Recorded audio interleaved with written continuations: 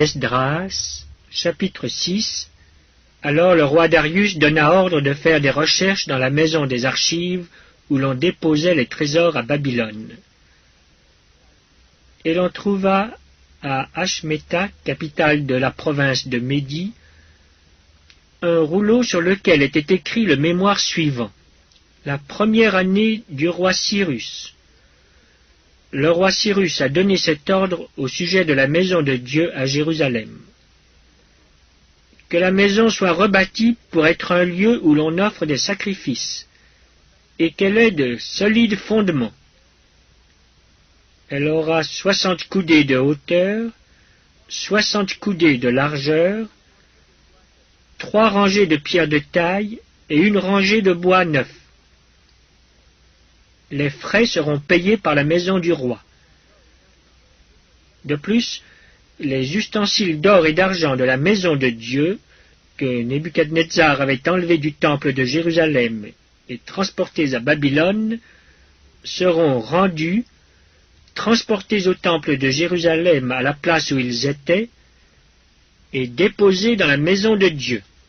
Maintenant, Tatnaï, gouverneur de l'autre côté du fleuve, Shethbar-Boznaï et ses collègues d'Arphazak, qui demeuraient de l'autre côté du fleuve, tenez-vous loin de ce lieu.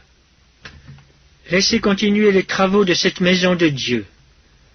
Que le gouverneur des Juifs et les anciens des Juifs la rebâtissent sur l'emplacement qu'elle occupait. Voici l'ordre que je donne touchant ce que vous aurez à faire à l'égard de ces anciens des Juifs pour la construction de cette maison de Dieu. Les frais pris sur les biens du roi provenant des tribus de l'autre côté du fleuve seront exactement payés à ces hommes, afin qu'il n'y ait pas d'interruption. Les choses nécessaires pour les holocaustes du Dieu des cieux, jeunes taureaux, béliers et agneaux, froment, sel, vin et huile, seront livrés sur leur demande aux sacrificateurs de Jérusalem, jour par jour et sans manquer, afin qu'ils offrent des sacrifices de bonne odeur au Dieu des cieux, et qu'ils prient pour la vie du roi et de ses fils. Et voici l'ordre que je donne touchant quiconque transgressera cette parole. On arrachera de sa maison une pièce de bois, on la dressera pour qu'il y soit attaché, et l'on fera de sa maison un tas d'immondices.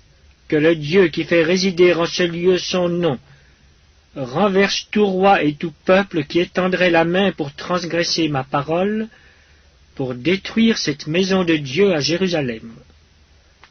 Moi, Darius, j'ai donné cet ordre, qu'il soit ponctuellement exécuté.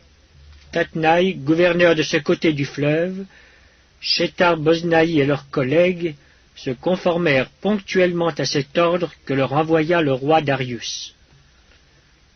Et les anciens des Juifs bâtirent avec succès, selon les prophéties d'Agé le prophète et Zacharie fils d'Iddo. Ils bâtirent et achevèrent d'après l'ordre du Dieu d'Israël et d'après l'ordre de Cyrus, de Darius et d'Artaxerxès, roi de Perse. La maison fut achevée le 3e jour du mois d'Adar, dans la 6e année du règne du roi Darius. Les enfants d'Israël, les sacrificateurs et les Lévites, et le reste des fils de la captivité, firent avec joie la dédicace de cette maison de Dieu.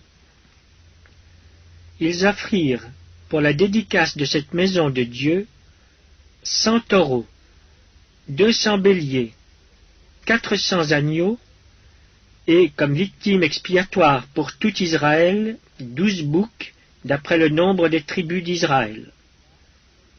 Ils établirent les sacrificateurs selon leur classe, et les Lévites selon leur division, pour le service de Dieu à Jérusalem, comme il est écrit dans le livre de Moïse.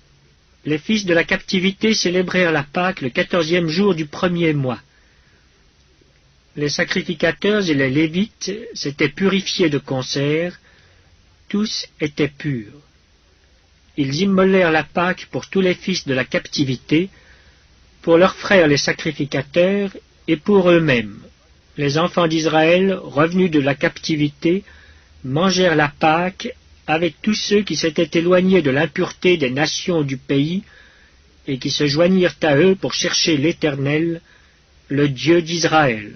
Ils célébrèrent avec joie pendant 7 jours la fête des pains sans levain, car l'Éternel les avait réjouis en disposant le roi d'Assyrie à les soutenir dans l'œuvre de la maison de Dieu, du Dieu d'Israël.